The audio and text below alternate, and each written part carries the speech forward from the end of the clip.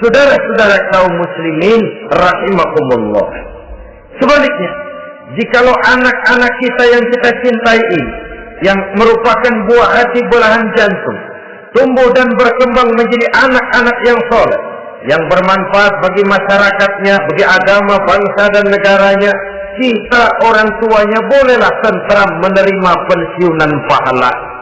Menerima pensiunan pahala dari kesolehan anak yang ditinggalkannya.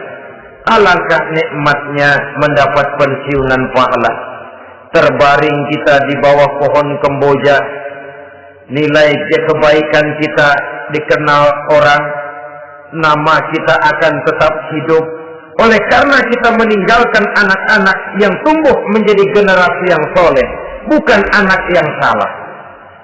Oleh karenanya, kecintaan kepada anak jangan sampai membuat kita lalai dari mengarahkan mereka kepada kehidupan beragama. Di zaman sekarang ini, kecenderungan kita mengarahkan anak pun sudah kepada kecenderungan yang berbau materialistis. Maka yang ramai bagaimana anak bisa mengejar program MBA, Master of Business Administration, supaya keluar bisa jadi manajer. Bagaimana anak lalu kursus komputer, supaya keluar menjadi tenaga yang canggih di bidang komputer. Ya, kalau dia perempuan cantik, bagaimana dia bisa masuk Akademi Sekretaris and Management, supaya bisa jadi sekretaris. Atau bagaimana dia bisa masuk sekolah nyanyi, supaya nanti jadi penyanyi dengan tarik suara, uang lalu mengalir ke dalam kocek jutaan nilainya. Maka yang ramai pun hal-hal yang semacam itu. Dalam pada itu, pengajian, kursus-kursus keagamaan, study club yang membicarakan masalah-masalah agama, ramainya kadang-kadang kalau bulan Ramadan, dianggap training center. Ya lumayan, daripada tidak sama sekali mah lumayan. Tapi dengan demikian ini kan merupakan bagian terpokok dari kehidupan manusia. Alangkah idealnya jika dia mengantongi gelar MBA, Master of Business Administration, tapi punya nilai iman yang tangguh, ahli komputer, tapi punya keyakinan beragama yang mantap. Dan ini harus ditanamkan lebih dahulu sebelum dia menguasai disiplin ilmu yang lainnya. Saudara-saudara kaum muslimin rahimakumullah, kecintaan kepada anak-anak sering mendorong seseorang untuk menimbulkan sifat nepotisme. Segalanya serba garis keturunan.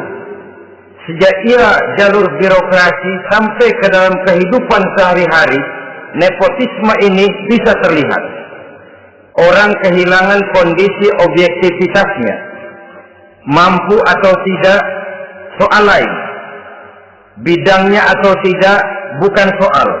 Yang penting masih ada hubungan keturunan. Maka timbullah tumpang tindih untuk sesuatu pekerjaan yang tidak sesuai dengan kemampuan dan keahliannya. Di desa-desa kita melihat masjid, ketua masjid bapaknya, bendahara anaknya, sekretaris mantunya, Bilal besannya, polbeduk engkongnya. Pokoknya asal masih ada garis keturunan, masuk, tidak minggir. Ini pada akhirnya kurang menciptakan pemerataan kesempatan. Iyalah kalau profesinya, tapi kan jarang yang demikian itu. Kita boleh cinta kepada anak-anak kita, tapi jangan dulu mempergunakan posisi yang kebetulan kita gunakan untuk menempatkan anak-anak kita lebih dari kemampuan yang mereka miliki. Nepotisme yang lahir. Sehingga ini bukan saja tidak mendidik, tapi mengakibatkan terjadinya tumpang tindih. Tidak lagi berprinsip the right man on the right job, bahwa orang harus ditempatkan sesuai dengan keahliannya, tapi kita sudah berpikir subjektif. Ahli atau tidak ahli, asal masih berbau keturunan, ayo silahkan. Nepotisme yang akan lahir. Oleh karenanya, mencintai anak adalah sesuatu yang merupakan perhiasan di dalam kehidupan. Wajar, tetapi harus kita menempatkannya sesuai dengan semestinya. Ini yang kedua. Yang ketiga, nafsu yang menghiasi hidup manusia itu adalah nafsu kepada wal qanatiril muqantarati minaz zahabi wal fiddah. Al qantarah ay al malul katsir. Kecintaan, kesenangan, nafsu kepada harta benda yang banyak daripada emas dan perak. Ini tentu sesuai dengan situasi dan kondisi. Kecintaan untuk mengumpulkan harta benda yang sebanyak-banyaknya, baik itu berupa emas, baik itu berupa perak. Ini cuma penyebutan beberapa jenis dari kecenderungan manusia kepada harta benda.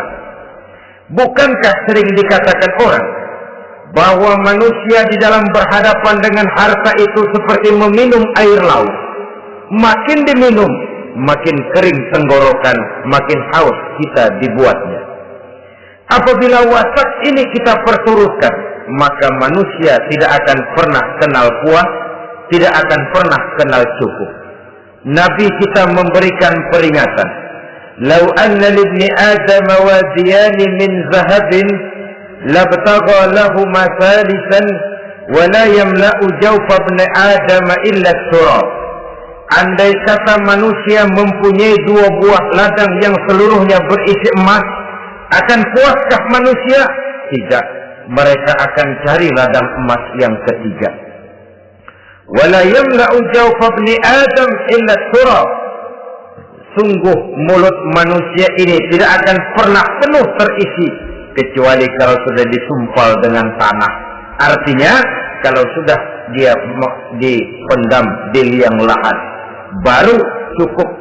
Tetapi sepanjang dia masih bergerak, masih hidup dan bernyawa, masih bisa berusaha dan berbuat, dia tidak akan pernah mengenal puas. Ini akan mendorong manusia terjebak kepada menghalalkan segala cara untuk mencapai tujuan. Yang penting kaya, kan begitu. Dan cepat. Sebab sekarang orang sering motong kompas.